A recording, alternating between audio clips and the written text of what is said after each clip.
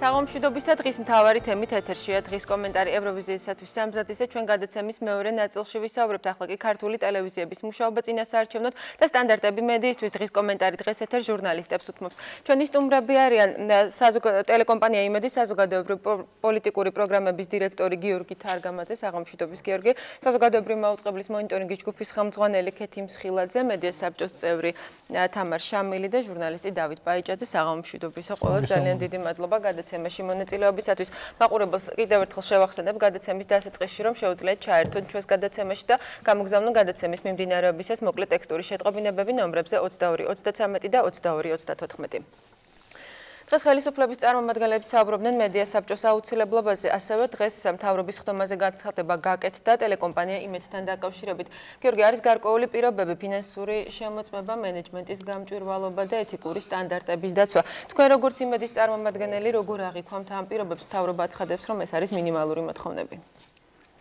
კი ბატონო, და ერთს დავამატებდი, რომელზეც ისაუბრეს დღეს როგორც მთავრობის ხდომაზე პრემიერ-მინისტრმა და სხვა ოფიციალურმა პირებმა, თუმცა ამაზე ყურადღება შემდეგ რადგანაც არ მახვილდება, საუბარი იმაზე, რომ ჟურნალისტები, რომლებიც უფრო ზუსტად რო ვთქვა და ობიექტური ვიყოთ გამოთქმაში, რომელთაც აქვთ პერსპექტივა და სურვილი, რომ წავიდნენ პოლიტიკაში, ამრიგად მუშაობდნენ ტელევიზიაში. არის გარკვეული შერჩევითი მიდგომა, რომ ის ჟურნალისტები, რომელთა მიმართაც ხელისუფლებას აქვს გარკვეული პრეტენზიები იმ გაგებით, რომ ისინი შეიძლება ოდესმე მოხვდნენ პოლიტიკაში, თურმე არ შეიძლება წავიდნენ. მე დავიწყებდი ბოლოდან უბრალოდ და მემაჩნია აბსოლუტურად გაუგებრად. ჩვენი სტუმრებიც გამოთქვამენ თავეთ მოსაზრებას მთავრობის ხომაზე დღეს გაკეთებულ. ხომ საუბრობთ იმ მოთხოვნებზე, რომელიც მათ აქვს აყენებული, პასუხობ ამ შემთხვევაში თქვენს კითხვას, რადგან იმ ჩამონათვალში, რომელიც მათ გადასცეს ნიუს კორპორაციის ოფიციალურ წარმომადგენელს, ერთ-ერთი მხოლოდ ფიგურირებს სწორედ ეს მხოლოდ, ამიტომ სრულფასოვნად ამ მოთხოვნად აღსაწერა და საზოგადოებისთვის იმის წოდებლად მე ვფიქრობ ამაზე ხაზგასმა აუცილებელია. რაც შეეხება პირველ ნაწილს ფინანსურ გამჭვირვალობას, მე მიმაჩნია და სრული პასუხისმგებლობით შემიძლია ვთქვა, რომ საზოგადოებრივ მოუწყებელთან ერთად ტელეკომპანია იმედი დღეს არის ერთადერთი მოუწყებელი, რომელსაც თავის ფინანსებთან მიმართებაში და მის გამჭვირვალობასთან მიმართებაში პრობლემა არ აქვს. არა მხოლოდ იმის გამო, რომ ჩვენ ეს ასე გვინდოდა და ამდენ პატიოსნად ვეკიდებოდით საქმეს, თუნდაც მხოლოდ იმის გამო, რომ ბოლო 3 წლის განმავლობაში სისტემატურად ველოდებით ყოველდღიურ შემოწმებას საფინანსოს, რაც ხორციელდება კიდე როგორც წესი და იქიდან გამომდინარე, რომ ჩვენ არც თუ ისე ლოიალური დამოკიდებულება გვქონდა ხელისუფლებასთან და ასევე პირიქითაც ამ სახის შემოტევის წინაშე ყოველთვის ვიდექით შესაბამისად ყოველთვის ყველაფერი ზედმიწევნით კეთილსინდისიერად სრულდებოდა. თუმცა ამ ეტაპზე ძალიან რთული იქნება საუბარი ამ ფინანსურ დოკუმენტაციაზე, რამდენადაც ჩვენ ცნობით არა მარტო ფინანსური დოკუმენტაცია, არამედ ყველაფერი არის საერთოდ ტელეკომპანიაში ან წაღებული, ან არეულდარეული, ან დამტრეული და ასე შემდეგ. სანამ თქვენთან სტუდიაში შემოვიდოდი, შევამჩნიე ფოიეში პროგრამა ეტალონის დეკორაცია. ხო? რამდენითაც ვიცი, ეტალონი გადმოდის საზოგადოებრივ მაუწყებელზე, რაც ჩემთვის არც ამ შემთხვევაში ცუდია და არც კარგი ამის მნიშვნელობა არ აქვს. ეს მაშინ, როდესაც მე დღემდე დაახლოებით რამდენი 20 დღეზე მეტი გავიდა და საკუთარი შვილის სურათი ვერ გამომიტანია ჩემი საკუთარი კაბინეტიდან, ისევე როგორც ჩვენი ტელევიზიის სხვა თანამშრომლებს თავიანთი პირადი ნივთები. ამდენ დამოკიდებულება არის სრულიად გამოკვეთილი და განსაზღვრული. რაც შეეხება მენეჯმენტის თემას, აქაც მე ვფიქრობ, დიდად სადაო და დიდად საკამათო არაფერია. ცხადია უნდა იცოდეს საზოგადოებამ, ვინ არის კონკრეტულად არხის მფლობელი, როგორ ხორციელდება მართვა ამ არხისა. მე არც აქ ვხედავ რაიმე განსაკუთრებულ პრობლემებს, თუმცა სრულიად გაუგებარი არის მიდგომა ჟურნალისტების შერჩევის კრიტერიუმებთან დაკავშირებით. ამ შემთხვევაში მე მიმაჩნია, რომ როგორც ჟურნალისტებს აქვს სრული არჩევანი, ასევე არხის ხელმძღვანელობას აქვს სრული არჩევანი, ვინ დაასაქმოს, ვის გაუფორმოს კონტრაქტი და ასე შემდეგ. ბატონმა ლადო კურგანიძემ გააკეთა დღეს ეს განცხადება, ბატონი ლადო პრემიერ-მინისტრის დარგში ალბათ პირველ ასეთ აქტიურ პოლიტიკურ განცხადებებს აკეთებს.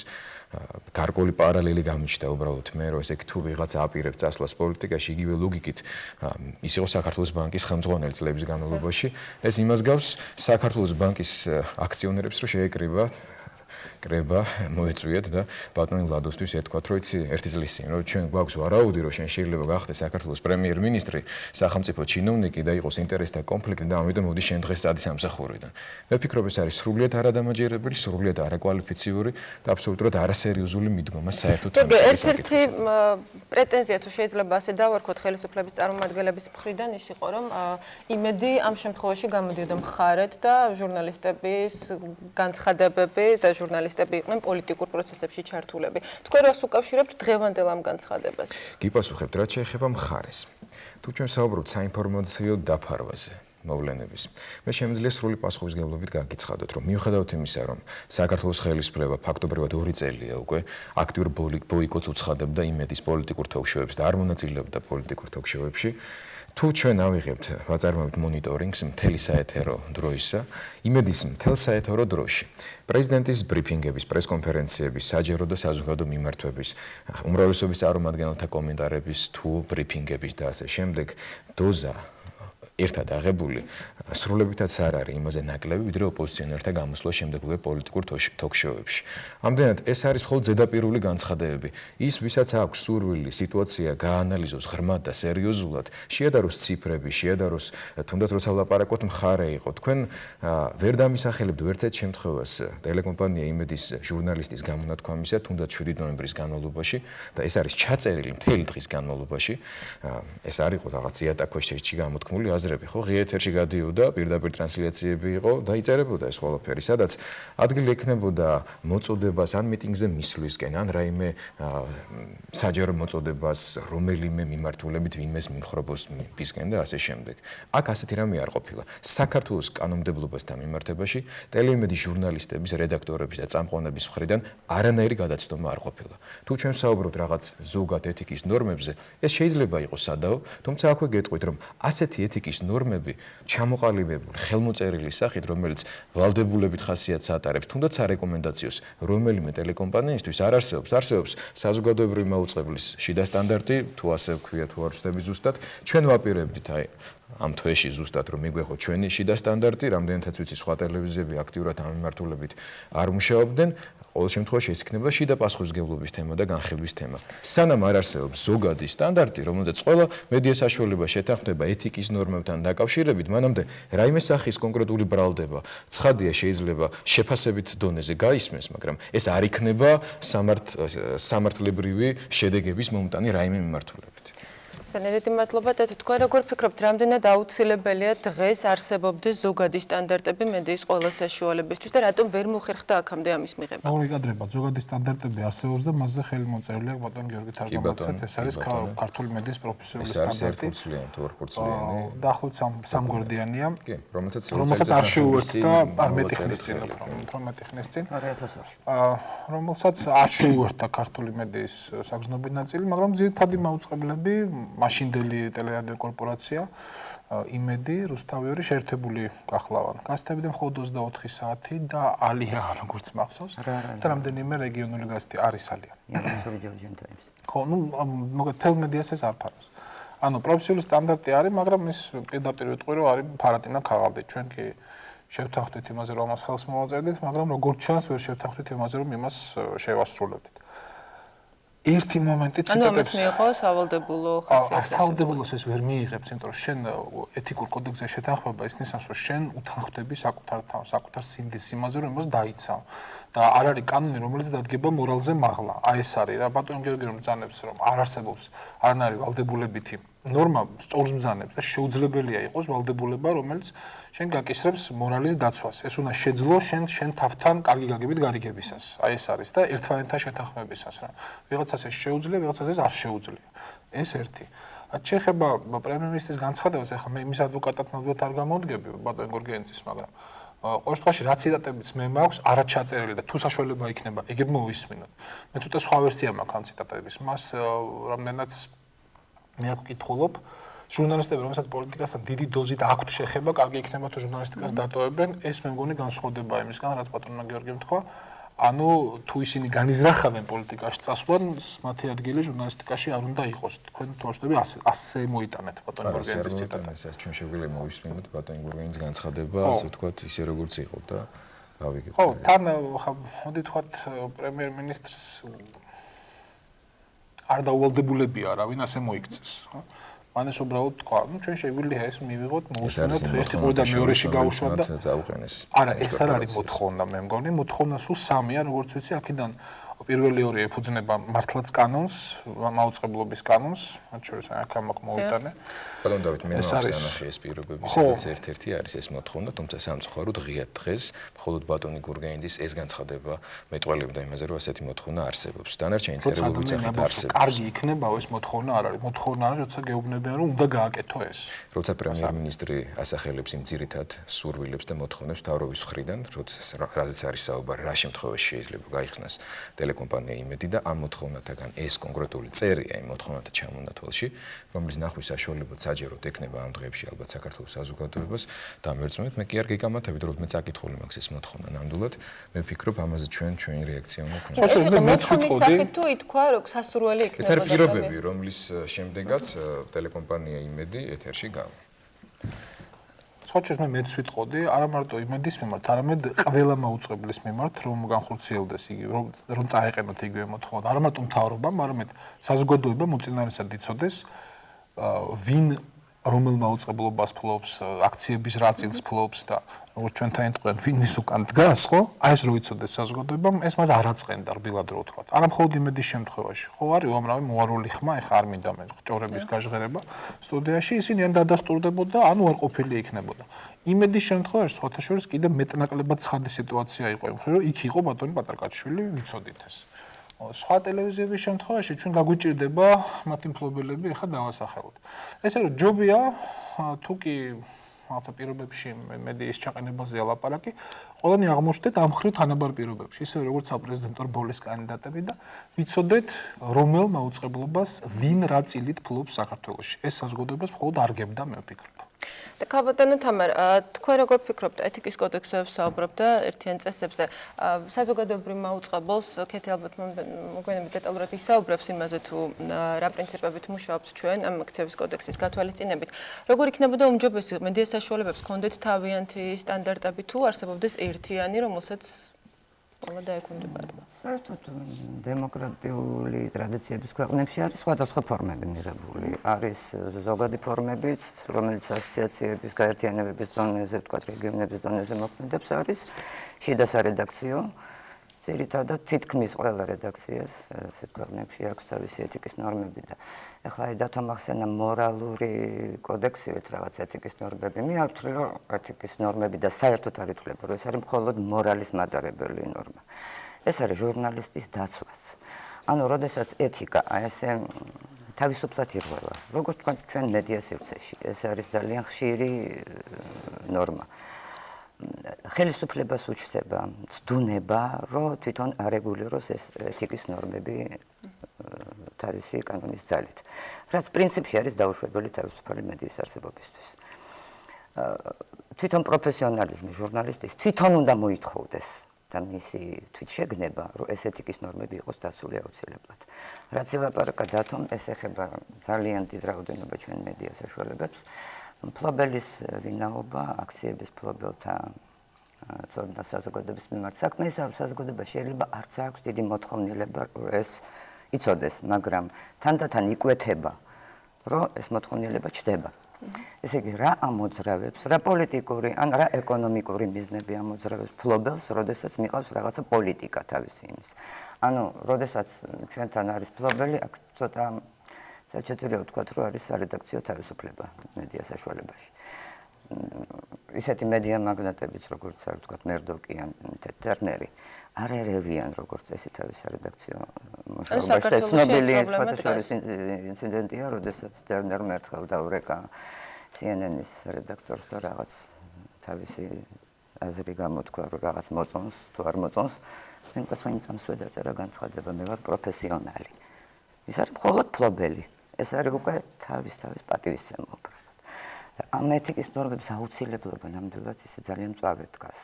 განსაკუთრებით არჩევნების პერიოდში, როდესაც ეს უნდა იყოს რაღაც გამჭვირვალე და ძალიან სამართლიანი არჩევნების საწინდარი მედიას აქვს დიდი როლი შესრულება შეუძლია.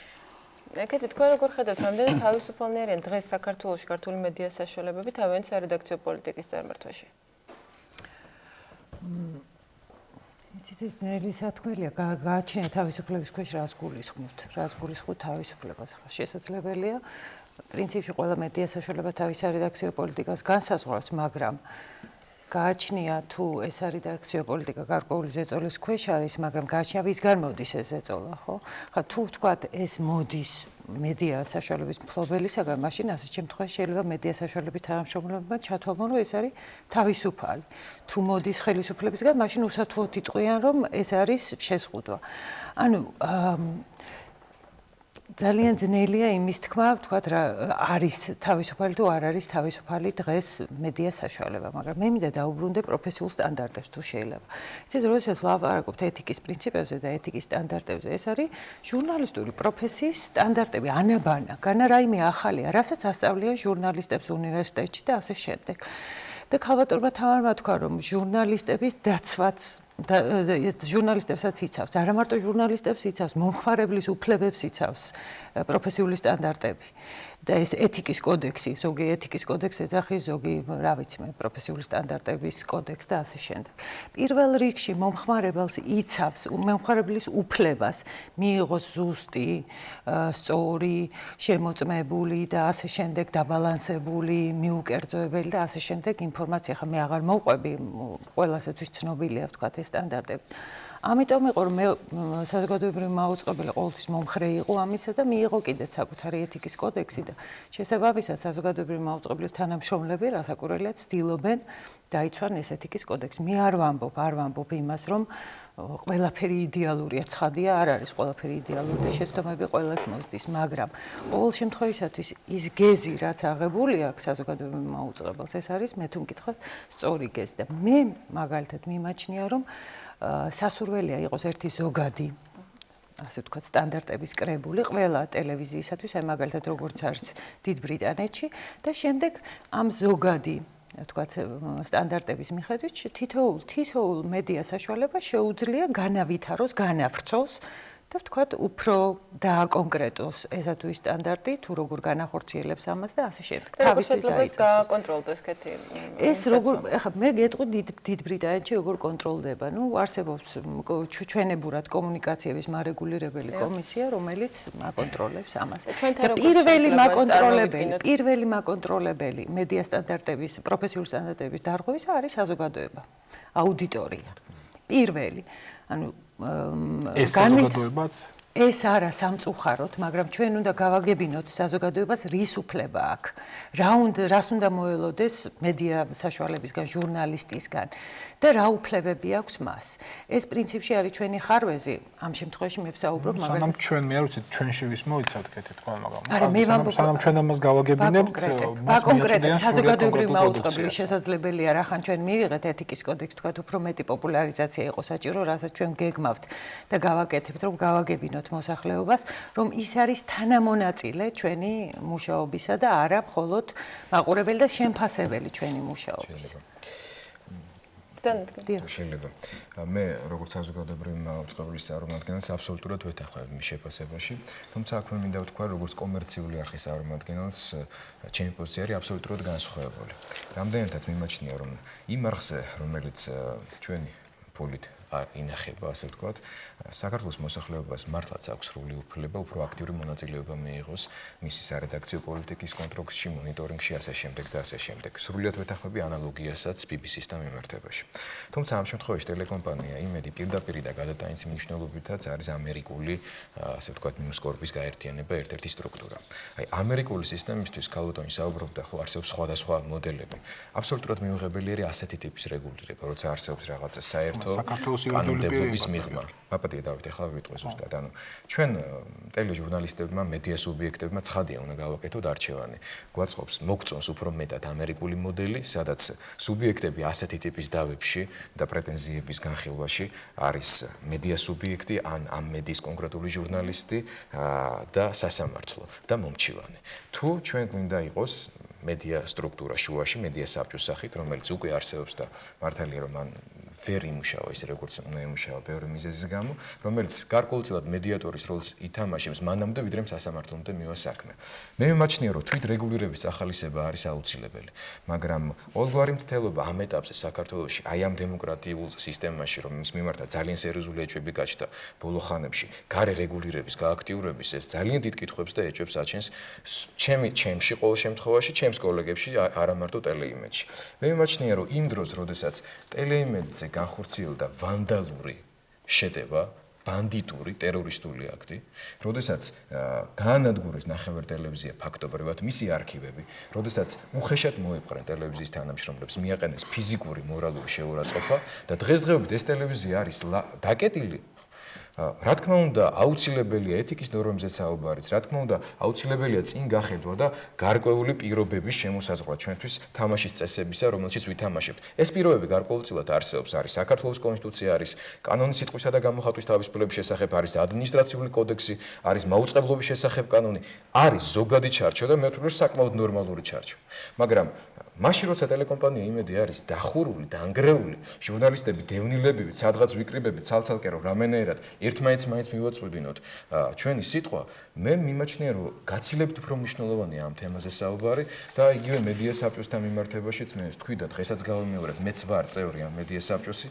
მე ვფიქრობ გაცილებით უფრო მნიშვნელოვანი იქნებოდა პირველად გაკეთებულიყო განცხადება იმ ვანდალური აქტის შეფასების კუთხით, რომელიც მოხდა 7 ნოემბერს იმედთან მიმართებაში და ამის შემდეგ თუნდაც ასეთი ტიპის განცხადება, რომლის შინაარსაც მე ფაქტობრივად ძალიან ვეთანხმებ, მით უმეტეს აქ არის წარმოდგენილი რომელიც საარჩევნო კოდექსში დეტალურად გაწერილი არის კიდეც ამის თქმა მინდოდა ამ ფაქტთან დაკავშირებით. გიორგი, მოდით ერთ რამეს დავკონკრეტეთ, პირობებს ვსაუბრობდით, თქვენ ახსენეთ, რომ თქვენ იცნობთ იმ პირობებს, რაც წაუყენეს ნიუსკორპის ხელმძღვანელობას.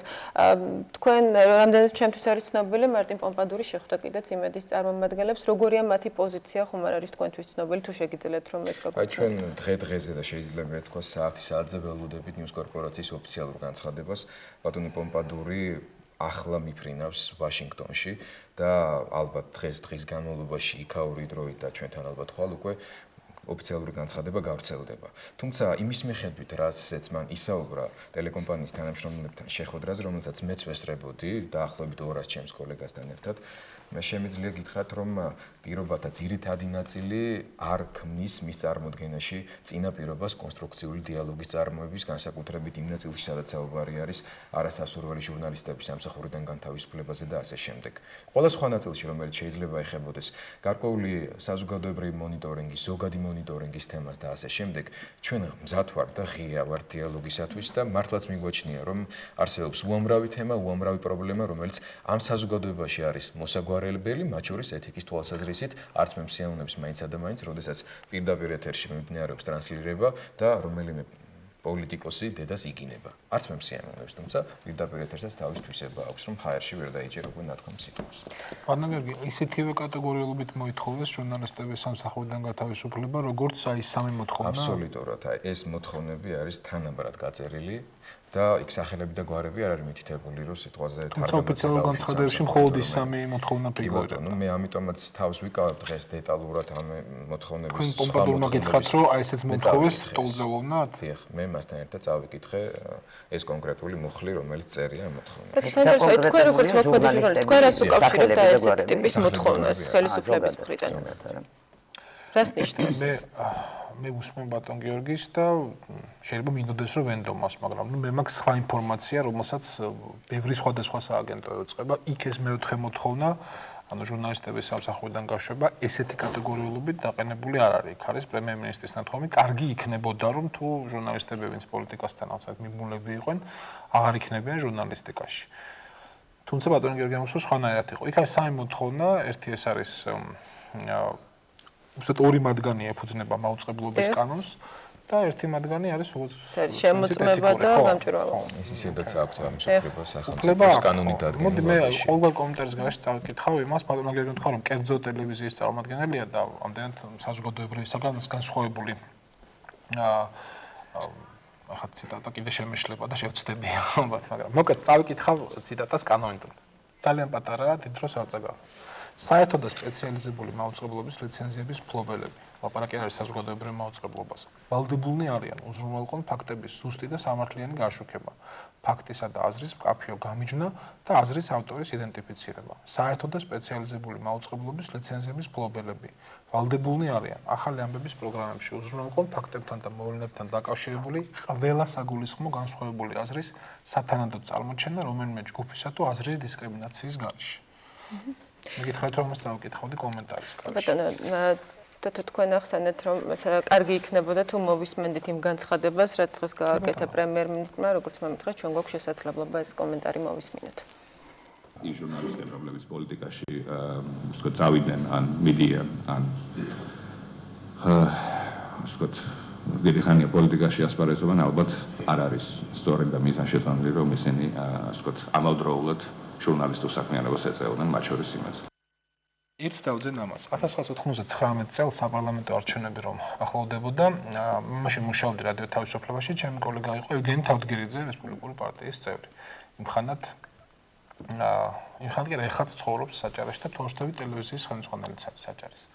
მაგრამ მაშინ ჟურნალისტი იყო და არც თუ galაღებული ბატონი გიორგი დაამოწმებს, ეს მაშინ ბატონ ასლანთან მუშაობდა და იხსომება რომ თავდგერიძე არ იყო ყოველთვის თავისუფალი ინფორმაციის მოპოვებისას ბილად რო ვთქვა. როდესაც ბატონი ევგენი ჩასვა რესპუბლიკური პარტიისა და ეროვნულ-დემოკრატიული ალიანსმა ერთიან სიაში ის წავიდა რადიო თავისუფლებიდან. ხოთ სიაში ჩაჯდა, კაცმა არ იცოდა ეს გავიდო და ვერ გავიდო და იმიტომ რომ რაღაცა მეშვიდე ათეულის მიღმა იყო როგორც მახსოვს. მაგრამ რადიო თავისუფლებიდან წავიდა.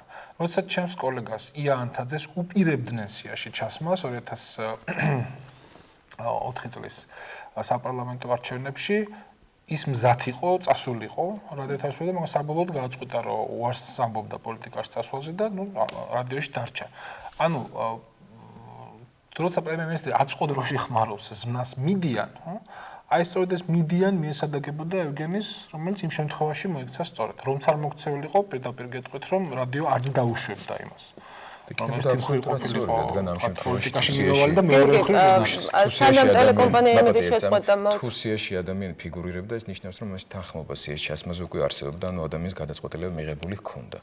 ამდენად მე ვერ ხედავ აქ პრობლემას თუ ჟურნალისტი გადაწყვეტს წავიდეს პოლიტიკაში, ამას აქვს თავისი კონკრეტული ფორმა, ან კენჭი უნდა იყაროს, ან განაცხადი გააკეთოს შესაბამისი, აქ ცხადია ჩდება ინტერესთა კონფლიქტი და ამაზე არ ამინდაობს. ანუ ხომ არ უკავშირებთ ამ ტიპის განცხადებებს, იმას რომ სანამ შეწყვეტდა ტელეკომპანია იმედი მაუწყებლობას მანამდე იყო საუბრები პრესაშიც, რომ გიორგი თარგამაძე აპირებს პოლიტიკაში. პრესაში ვირას ისაუბრებს, მე იმაზე პასუხს ვერ ვაგებ. ჩემგან არც ერთ შემთხვევაში დადასტურებული არ ყოფილა ჩემი განზრახვა, რომ მე მივდიოდი პოლიტიკაში. თუ კი მე ამას ვიტყოდი, რომ აი ვაპირებ და მივდივარ, ცხადია ბუნებრივია აქ გაჩნდებოდა სრული საფუძველი ასეთი ტიპის სურვილის არსებობისა. თუმცა კანონის დონეზე მე ვერავინ დამავალდებულებდა, რომ უარი მეთქვა ჩემს სამსახურზე ტელევიზიაში, თუნდაც მანამ სანამ კენს არ ვიყრედი და არ შეუდგებოდი საჯარო სამსახურს, ხო? ამდენად მე მიმაჩნია, რომ ასეთი ტიპის წინასწარი ინსინუაციები არის უბრალოდ ზეწოლა და მეტი არაფერი. ვინ რას გააკეთებს მომავალში, ამაზე მხოლოდ ფაქტების მიხედვით შეიძლება მსჯელობა. ეს პრემიერ-მინისტრის მოფიქრება არის. ჟურნალისტურ მოღვაწეობას თუ ხომ არ აპირებთ პოლიტიკაში წასვლას? დღეს ტელეიმედის ყველა ჟურნალისტი არის ჩაყენებული ისეთ მდგომარეობაში, როდესაც მას შეზღუდული აქვს თავის პროფესიული მოვალეობის შესრულება. მე სრულებით არ მსიამოვნებს აქ ჯდომა და პრემიერ-მინისტრის გამონათქვამების ანალიზის კეთება და ძებნა რაღაც გარკვეული უარყოფითი მხარეების. მაგრამ გვეტყვით ერთ რამეს, თუ მე არ მომეცემა ჩემი პროფესიული მოვალეობის შესრულების საშუალება, ნებრივია მე მომიწევს გარკვეული მეთოდების, გზების მოძებნა იმისთვის, რომ ჩემი პროფესიის ადამიანს საქართველოში არასოდეს დაუდგეს ის დღე, როდესაც მას ლული დაადგებიან სტუდიაში და სტუდიიდან გაიყვანენ. რა ფორმა იქნება ეს? ძალიან რთულია ამაზე მსჯელობა. მე არ მაქვს კონკრეტული გეგმები, ველოდები მოვლენების განვითარებას. სამწუხაროდ მხოლოდ ჩემზე ეს არ არის დამოკიდებული, ტელევიზია რო უკვე მუშაობდეს, ცხადია, მე უკვე უფრო მზად ვიქნებოდი ამას სასაუბროდ. დღეს ჩემი თუმცა რამდენიმე ჟურნალისტმა დატოვა უკვე ტელეკომპანია. კი, თუ თქვენ გულისხმობთ ინგას, ეკას, მათ მიიღეს ეს გადაწყვეტილება, მათ შესახებ იცის საქართველოს საზოგადოებამ და ჩემი აზრით იციან ამ გადაწყვეტილების შესახებ. დიდი მადლობა. მოდით განვაგრძელოთ საუბარი. წინა საარჩევნო პერიოდზე უკვე დაიწყო წინა საარჩევნო კამპანია, კანდიდატები რეგისტრირდებიან და დღეს ხელისუფლების წარმომადგენლების, მათ შორის უშიშროების საბჭოს მდივანიც საუბრობდა იმაზე, რომ სასურველია შეიქმნას მედია მონიტორინგის უბრალოდ შექმნეს ჯგუფი, აწარმოეს გარკვეული მედია მონიტორინგი, როგორ დაეთმობა წინასაარჩევნოდ საეთერო დრო კანდიდატებს და ამავე 12 პუნქტიანი დოკუმენტიც მე ხელთან მაქვს, რომელიც მედია საბჭომ და ჟურნალისტებმა შეიმუშავეს. გაბატონო თამა, რამდენად მოხერხდება ამ სტანდარტების დაცვა დღეს, როგორ ფიქრობთ? სტანდარტები მედია საბჭომ და საზოგადოების და ჟურნალისტების წარმომადგენლებმა როგორც რეკომენდაცია შეიმუშავეს. ჩვენ არა გვაქვს არავითარი მექანიზმი ზეწოლა მოვახდინოთ მედიაზე და არც ასეთი განზრახვა არა გვაქვს. იმედია რომ ნებაყოფლობით შეუერთება მედია ამ 12 პუნქტს და სტანდარტებს, მით უმეტეს რომ არაფერი ახალი ამაში არ არის, ნაწილობრივად კანონითაც არის დათვალისწინებული.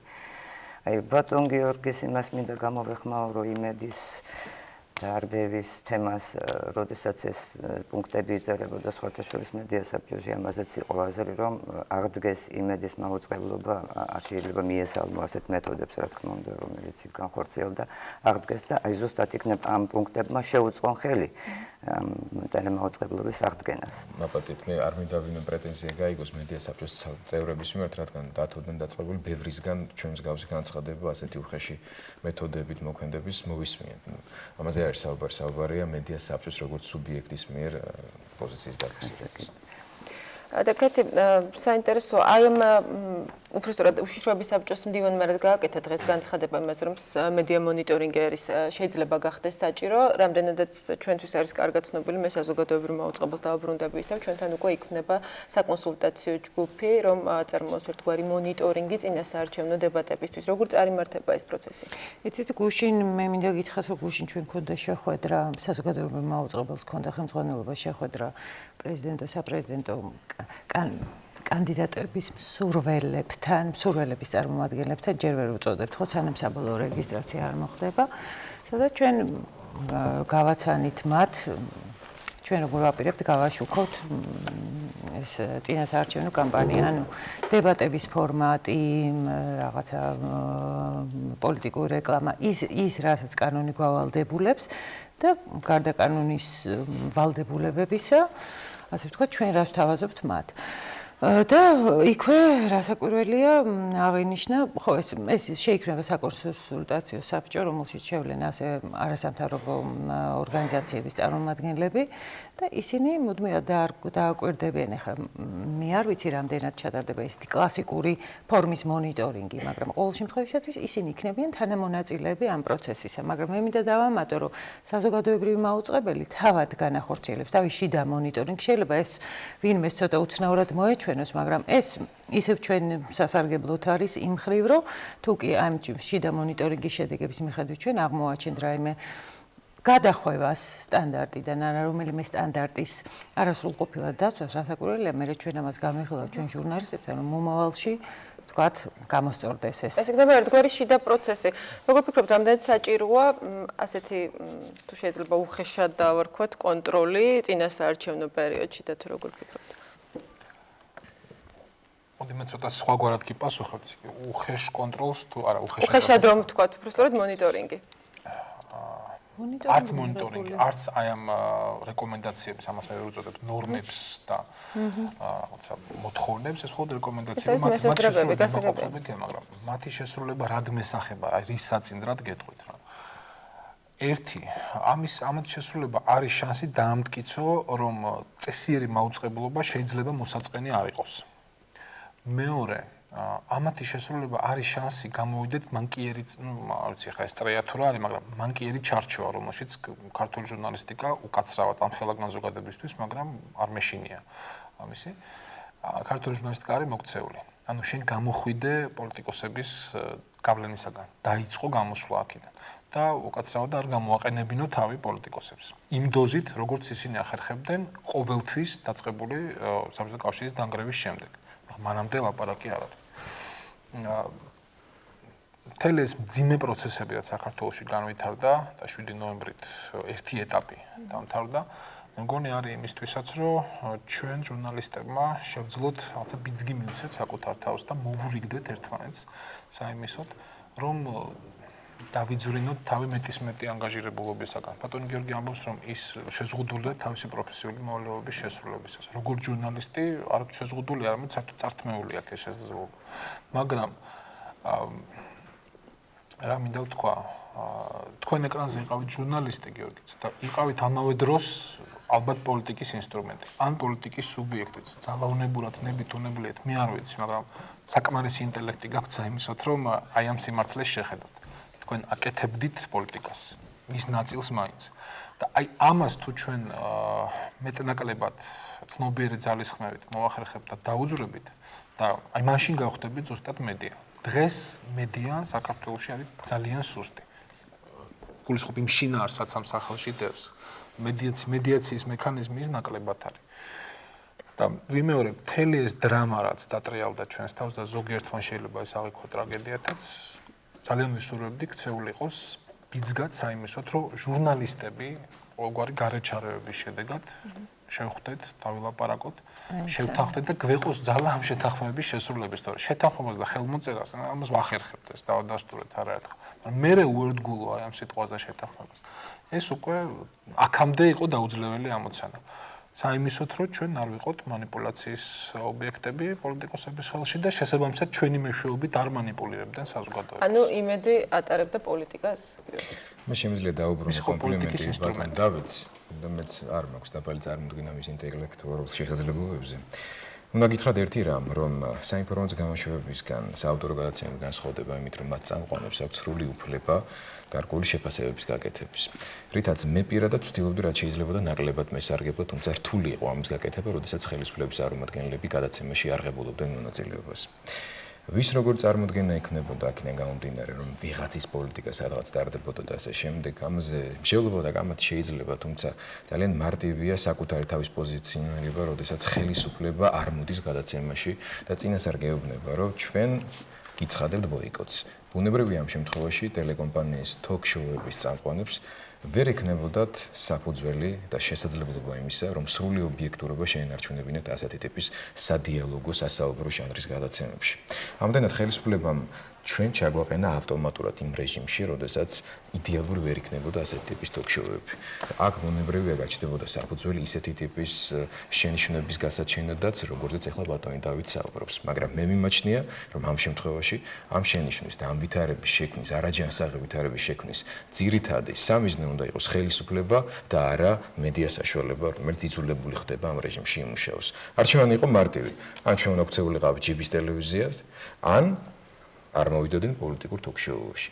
ჩემთვის და ჩემი კოლეგებისთვის ეს არჩევანი ასევე მარტივად გაკეთდა. იმ შედეგების გათვალისწინებით, რომელიც დღეს მივიღეთ.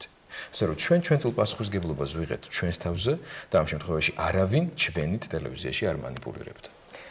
და კიდევ ერთი შეკითხვა მოკლედ გიორგი, დღეს ითქვა, რომ შესაძლოა კვირის ბოლოსთვის დასახელდეს სავარაუდო თარიღი, როდის დაიწყებს ტელეკომპანია იმედი მაუწყებლობას, რამდენად შეესაბამება ეს სინამდვილეს. ვერაფერს გეტყვით, თქვენ იცით, რომ საკმაოდ რთული ტექნიკური სიტუაცია არის შიგნით ტელევიზიაში. იმისთვის, რომ ტელევიზიამ დაიწყოს მაუწყებლობა, სრულფასოვანზე არ არის საუბარი. კუსტარულ დონეზე მაინც გარკვეული დრო დაჭირდება ამდენად, რაც უფრო სწრაფად მიიღებს ხელისუფლება გადაწყვეტილებას, რომ თუნდაც ტექნიკური პერსონალი შეუდგეს მუშაობას, ან ახლა რატო ეს პრობლემა სიმართლე გითხრათ ვერ ხვდები, ხო, შეიძლება ზარალის ანაზღაურებაზე არ არის ლაპარაკი? ზარალის ანაზღაურებაზე ითქვა, დღეს მოვისმენთ უშრობის საბჭოს მდივნისგან და მე ვფიქრობ, რომ კარგი იქნება თუ ეს ასე მოხდება. ვინ დათვლის ამ ზარალს იცით? მე ვფიქრობ, უნდა შედგეს ერთობლივი სპეციალური კომისია საერთაშორისო ექსპერტების მონაწილეობით, რადგან ტელევიზიაში და სხვა შორის ამერიკელების მიერ ჩატარებული აუდიტი, რომელიც თვენახევრის წინ ჩატარდა, როგორც ტექნიკური მიმართულების, ასევე ფინანსურის და არის სრული სურათი და სია, როგორც ტექნიკური აპარატურის, ასევე ფინანსური. თუმცა ჯერ ალბათ უნდა დავულოდოთ ნიუსკორპის წარმომადგენლების განცხადებას. რა თქმა უნდა, ჩვენც ველოდებით დიდი ინტერესით. ძალიან დიდი მადლობა გადაცემაში მონაწილეობისათვის. ჩვენი სტუდიის სტუმრები გახდნენ გიორგი თარგამაძე, ქეთი მსხილაძე, დავით ბაიჭაძე, თამარ შამილი. დიდი მადლობა. ჩვენ განვაგზავნებთ გადაცემას ბელგრადი 2008. ვინ წარადგენს საქართველოს ევროვიზიაზე გამარჯვებულის ვინაობა მარტში გახდება ცნობილი. მანამდე